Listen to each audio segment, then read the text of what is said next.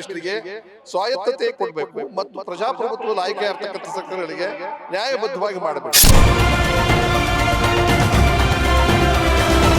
ತನ್ನ ಅಸ್ತಿತ್ವವನ್ನು BJP ಉಳಿಸ್ಕೊಳ್ಳಕ್ಕೆ RSS ಅಜೆಂಡಾವನ್ನ ಏರೋದಕ್ಕೆ ಮತ್ತು ಸರ್ವಾಧಿಕಾರದ ಧೋರಣೆಯನ್ನು ಉಳಿಸೋದಕ್ಕೋಸ್ಕರ ಪ್ರಜಾಪ್ರಭುತ್ವವನ್ನು ಹತ್ತಿಕ್ಕೆ.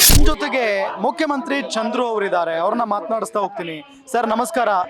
ಈಗ ಮುಖ್ಯಮಂತ್ರಿಗಳ ಪರವಾಗಿ ಹೋರಾಟ ನಡೀತಾ ಇದೆ, ರಾಜ್ಯಪಾಲರ ವಿರುದ್ಧವಾಗಿ ಹೋರಾಟ ನಡೀತಾ ಇರೋದು, ನೀವು ಕೂಡ ಭಾಗವಹಿಸಿದ್ದೀರಿ, ಏನ್ ಹೇಳ್ತೀರಿ?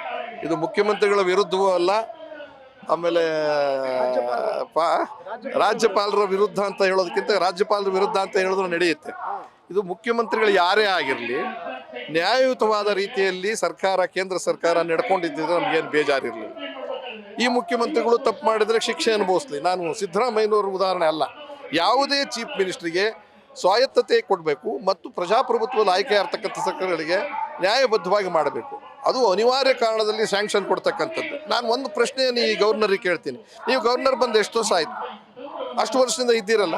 10 ತಿಂಗಳಿಂದ ಕುಮಾರಸ್ವಾಮಿ ಮೇಲೆ ಒಂದು ಸ್ಯಾಂಕ್ಷನ್ ಬಂದಿದೆ, ಯಾಕೆ ಇನ್ನೂ ಅದನ್ನು ಕೊಟ್ಟಿಲ್ಲ?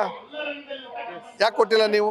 ಕಾರಣ ಏನಂದ್ರೆ ಆ ಪಾರ್ಟಿಗೆ ಸೇರ್ಕೊಂಡಿದ್ದಾರೆ, ಪ್ರಧಾನಮಂತ್ರಿಗಳ ಜೊತೆಯಲ್ಲಿ ಮಂತ್ರಿ ಆಗಿದ್ದಾರೆ. ಅವ್ರದ್ದು ಎಷ್ಟೇ ಹಗರಣ ಮಾಡಿದ್ರು ಕ್ಲೀನ್ ಚೀಟ್, ವಾಷಿಂಗ್ ಮಿಷಿನ್ ಎಲ್ಲ ಆಚೆ ತೆಗೆದುಬಿಟ್ರು ಅವ್ರನ್ನ. ಆಮೇಲೆ ನಿಮ್ಮ ನಿರಾನಿಯವರು ದೊಡ್ಡ ಹಗರಣ ಇದೆ, ಇದು ಬೃಹತ್ ಕೈಗಾರಿಕೆ ಇದ್ದಾಗ ಅವ್ರ ಮೇಲೆ ಇದು ಸ್ಯಾಂಕ್ಷನ್ ಕೊಟ್ಟಿದ್ರಲ್ಲ, ಅದಕ್ಕೆ ಯಾಕೆ ಪರ್ಮಿಷನ್ ಕೊಡಲಿಲ್ಲ? ಆಮೇಲೆ ಶಶಿಕಲಾ ಜೊಲ್ಲೆ ಅವ್ರ ಮೇಲೆ ಯಾಕೆ ನೀವು ಅದನ್ನು ಮಾಡೋದಕ್ಕೆ ಕೊಡಲಿಲ್ಲ?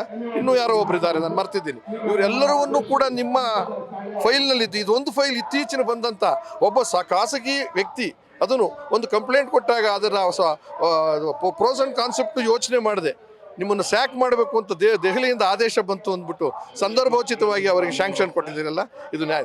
ಕೇವಲ ಇದು ತನಿಖೆ ಕೊಟ್ಟಿದ್ದಾರೆ, ಇದು ಹೈಕೋರ್ಟು ಸುಪ್ರೀಂ ಕೋರ್ಟ್ಗೆ ಹೋಗಿ ಮಾಡ್ತಾರೆ. ಆದರೆ ಆ ಮಟ್ಟಕ್ಕೆ ಹೋಗಬಾರ್ದಾಗಿತ್ತು.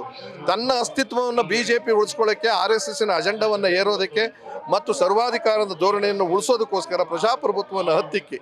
ಡೆಲ್ಲಿ ಉದಾಹರಣೆ, 2 ಸಾರಿ ಗೆದ್ದಂಥ ಕೇಜ್ರಿವಾಲ್ರವ್ರನ್ನ ಜೈಲಿಗೆ ಹಾಕಿದ್ದೀರ. ಏನೂ ಸಾಕ್ಷಿ ಸಿಕ್ಕಿಲ್ಲ, ಪುರಾವೆ ಸಿಕ್ಕಿಲ್ಲ. 17 ತಿಂಗಳಿಂದ ಸಿಸೋಡಿಯಾ ಅನ್ನೋರನ್ನ ಒಳಗಡೆ ಇಟ್ಕೊಂಡ್ರಿ. ಚೀಮಾರಿ ಹಾಕಿದ್ರು ಸುಪ್ರೀಂ ಕೋರ್ಟು. ಯಾವುದೂ ಇಷ್ಟು ದಿವಸ ಇಟ್ಕೊಳ್ಳೋ ಆಗಿಲ್ಲ, ಜೊತೆಗೆ ಏನೂ ಕೊಡಿಸಿಲ್ಲ. ಹಾಗಾಗಿ ಬಿಡುಗಡೆ ಮಾಡೋದು ಅನಿವಾರ್ಯ ಅಂತ. ಇಂಥ ಪರಿಸ್ಥಿತಿಯನ್ನು, ಮುಖಕ್ಕೆ ಮಂಗಳಾರತಿಯನ್ನು ಎತ್ತಿದ ಮೇಲೂ ಕೂಡ ನಿಮ್ಮ ಧೋರಣೆಯನ್ನು ಬಿಡದೇ ಇರೋದ್ರಿಂದ ಈ ಬೀದಿ ಹೋರಾಟ ಅನಿವಾರ್ಯವಾಗಿ. ಆದ್ರೆ ಒಂದು ಹೇಳ್ತೀನಿ, ಯಾರೇ ತಪ್ಪು ಮಾಡಲಿ, ಮೂಡಾದಿರಲಿ, ವಾಲ್ಮೀಕಿದಿರಲಿ, ಮತ್ತೊಂದಿರಲಿ, ಮಗದೊಂದಿರಲಿ, ಶಿಕ್ಷೆ ಆಗಲೇಬೇಕು. ಶಿಕ್ಷೆ. ಆದರೆ ಶಿಕ್ಷೆಯನ್ನು ಮೋಸ ಮಾಡಿ ಅದಕ್ಕೆ ಬೇರೆ ಥರ ಫೈಲ್ ಬಿಲ್ಡ್ ಮಾಡಿ ಅಪರಾಧಿ ಅಲ್ವೋ ತಿಳ್ಕೊಳ್ದೇನೆ ಏಕಾಏಕಿ ಈ ರೀತಿಯ ಜನಪ್ರತಿನಿಧಿಗಳು ಆಯ್ಕೆ ಆದಂಥ, ಇದು ಗವರ್ನರ್ ಆಯ್ಕೆ ಆಗೋದು ಹೆಂಗೆ ಹೇಳಿ? ಪುನರ್ವಸತಿ ಕೇಂದ್ರ ಅಂದರೆ ಆ ಪಾರ್ಟಿಗಳಲ್ಲಿ ಕೈಲಾಗದೆ ಇರೋರು, ಆಮೇಲೆ ಅಲ್ಲಿ ಏನೋ ತೊಂದರೆ ಕೊಡ್ತಿರೋ ಅಂಥವ್ರು, ಅಥವಾ ಅವ್ರನ್ನ ದೂರ ಮಾಡಬೇಕು ಅಂತ ಇರೋರು, ಮತ್ತು ಅವ್ರು ಹೇಳ್ದಂಗೆ ಕೇಳೋವಂಥವ್ರು, ಅಥವಾ ಅವರ ಸಿದ್ಧಾಂತವನ್ನು ಒಪ್ತಕ್ಕಂಥ RSS ಏಜೆಂಟ್ಸ್ಗಳನ್ನ ತಂದು ಕೂರಿಸ್ತೀರ. ಇವರು ಅವ್ರನ್ನ ಕಾಯ್ತಾರೆ, ಯಾವ ಫೈಲ್ ತೆಗಿಲಿ, ಯಾವ ಫೈಲ್ ಬಿಡಲಿ, ಯಾವ ಫೈಲ್ ಸೈನ್ ಹಾಕ್ಲಿ, ಯಾವ ಸೈನ್ ಏನು ನೋಡೋಕೆ ಹೋಗಬೇಡ. ಕಾನೂನನ್ನ ಇದನ್ನು ಸ್ಯಾಂಕ್ಷನಿಗೆ ಕೊಡು, ಅದನ್ನು ತಿರಸ್ಕಾರ ಮಾಡು. ಆ ರೀತಿ ನಡೀತಕ್ಕಂಥ ಈ ಗುಲಾಮಗಿರಿಯ ವಿರುದ್ಧವಾಗಿ ಹೋರಾಟ. ಗ್ಯಾರಂಟಿ ನ್ಯೂಸ್, ಸುದ್ದಿ ಖಚಿತ, ನ್ಯಾಯ ನಿಶ್ಚಿತ.